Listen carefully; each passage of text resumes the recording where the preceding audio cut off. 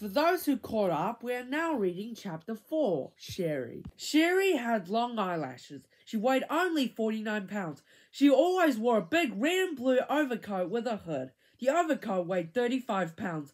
The red part weighed 15 pounds. The blue part weighed 15 pounds. And the hood weighed 5 pounds. Her eyelashes weighed 1.5 pounds. She sat next to the window in Mrs. Jules' class. She spent a lot of time just staring out the window. Mrs. Jules didn't mind. Mrs. Jules said that a lot of people learn best when they stare out a window. Sharie often fell asleep in class. Mrs. Jules didn't mind that either. She said that a lot of people do their best learning when they're asleep.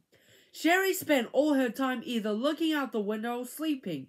Mrs. Jules thought she was the best student in the class. One afternoon, it was very hot. All of the windows were open, yet Sharie still wore her red and blue overcoat. The heat made her very tired.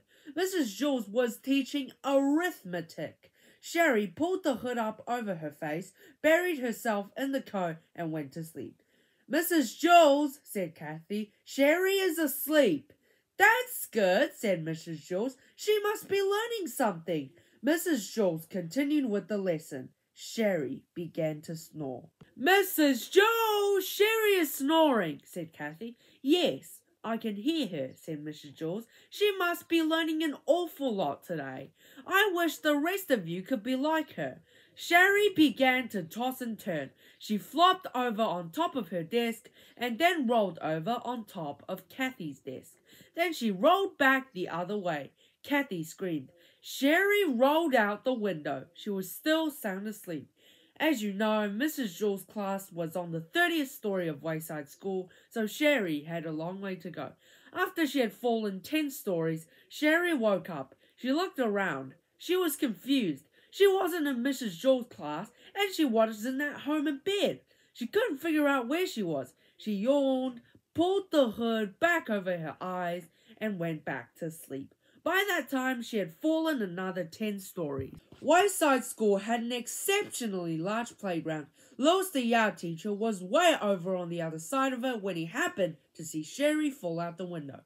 He ducked under the volleyball net, hurtled past the kickball field, hopped over the hopscotch court, climbed through the monkey bars, sped across the grass, and caught Sharie just before she hit the ground. The people in Mrs. Jules' class cheered. Sharie woke up in Louis's arms. "Darn it, Louis," she said. "What did you go and wake me up for?" "I'm sorry, Sharie," said Louis. "I'm sorry. I'm sorry," Sharie repeated. "Is that all you can say? I was having a wonderful dream until you woke me up. You're always bothering me, Louis. I can't stand it." She laughed and hugged him around the neck. Louis carried her back up 30 flights of stairs to Mrs. Jules' room.